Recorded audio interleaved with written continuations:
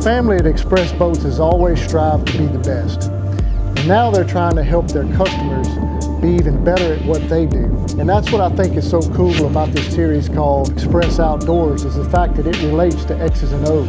And how can you strategize to be the best you can be when you're out on the water enjoying the outdoor experience. Whether we're on Kentucky Lake or down in South Louisiana here at Gros Savon, or even in Arkansas chasing mallards in the timber, join us for the Xpress Outdoors experience.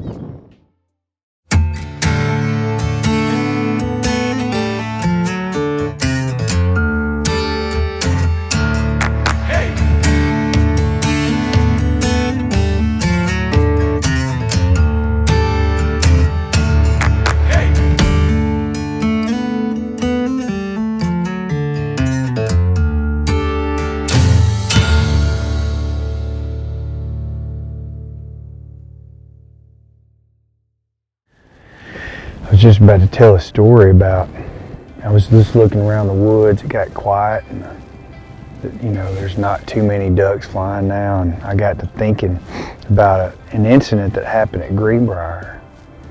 And Mr. Bobby Martin and I were in a hole, and it was just the two of us and one of his guides.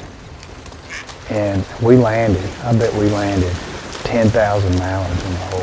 It was unbelievable. It's just one of those things, and man, I got emotional, and I leaned up against the tree and I put my head down and I just started crying. And Bobby was just, we never fired a shot, because we just wanted to watch the show. And Bobby turned around and he walked over to me and he said, "Are you okay?" And I said, "Yeah, I'm fine." He said, "What's wrong?" I said, "Nothing's wrong, everything's right." And he said, "Well, why are you crying?" And I said, "Because when I was a little boy, my dad used to tell me about places where ducks would land so close they'd splash water on your waders, or you could feel the air from their wings on the back of your neck. They would come in so close." And that's literally exactly what happened. I mean, ducks were landing literally around the tree that I was standing on, because they ran out of places to land.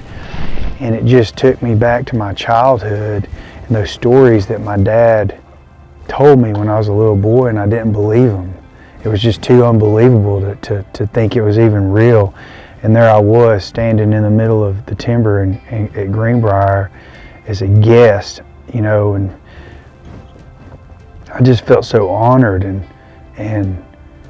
And finally, after, 40 years of duck hunting, it proved my dad right. And it all came back in a full circle at that moment. And it was just one of those moments, you'll never forget. And every time I come in the woods now, I mean, I've been hunting flooded timber for over 20 years. And every time I come back to it now, I think about my dad and that day when all that went down. It was pretty cool. Yeah, now you're living in Colorado, but originally you were from West Tennessee. Yep. I grew up on Kentucky Lake, and I cut my teeth in the Camden Bottoms, which was flooded timber, but mostly it was flooded corn. It was more like, that's the West Tennessee, traditional West Tennessee duck hunting is big frame blinds, flooded cornfields out in the middle of flooded timber. And then when I started hunting Arkansas with Jim Ronquist and RNT, that's when really I've always respected, and I've always felt like the Grand Prairie and the duck hunters and the duck hunting culture in Arkansas was king. This is the epicenter of duck hunting. So, again, every time I come back here, it just floods me with emotions, and the people that helped me, like Clay Connor and Jim Ronquist and Bobby Martin and the Wilson brothers at Greenbrier, and even Whit Stevens.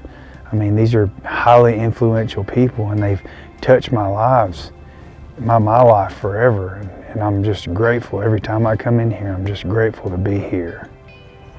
Did you get to spend a lot of time in the duck blind with your dad growing up? A tremendous amount. I mean, my dad was he hunted. He grew up in the World War II era. He came out of that greatest generation, and he hunted for food. He would specifically go hunt wood ducks because he liked to eat wood ducks the most. And when we hunted mallards, I mean, he always made me, he was a steward of the land first. And so we never shot over our limit, and he looked down on people that did. And he made me pluck everything. There was no breasting ducks, there was no breasting doves, none of that stuff. I had to pluck every single bird that we shot, and they were always cooked whole. And sometimes even today when I breast ducks out, you know, I feel a sense of guilt because my dad taught me differently.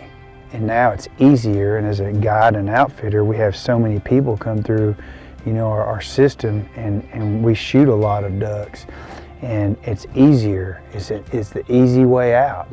And sometimes I feel terrible about it because, and it all goes back to the original foundation of all this and where I cut my teeth as a child. My dad started taking me duck hunting when I was 3 years old. I mean, even in show and tell, you know, in kindergarten, I would cut wood duck head off, a mallard head off, a pintail head off, a scaup or a ringneck or any kind of duck that we killed, the drakes.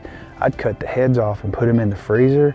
And on show and tell days, I would take duck heads to school, and people were blown away by the colors and the iridescence and all that stuff. But you know, it's just in my DNA, and it'll never go away. And you know, being surrounded by people like you and all these people in the woods right now, it's always a pleasure to be social and share these experiences with people like you. That's the cool thing about duck hunting, you know, you don't have to be super quiet, and you get to socialize and visit. And you know, you and I came together, I don't know how many years ago now, 10 or more with Hillman. I think we figured out it was 2 years after Katrina, which was 17 years ago. So Long, yeah. Believe it or not, it was 15 flies. year ago, yeah. And there's just so many people that you make that, you know, that bond with all over the country, and in your case, the world, all the places that you've been. So.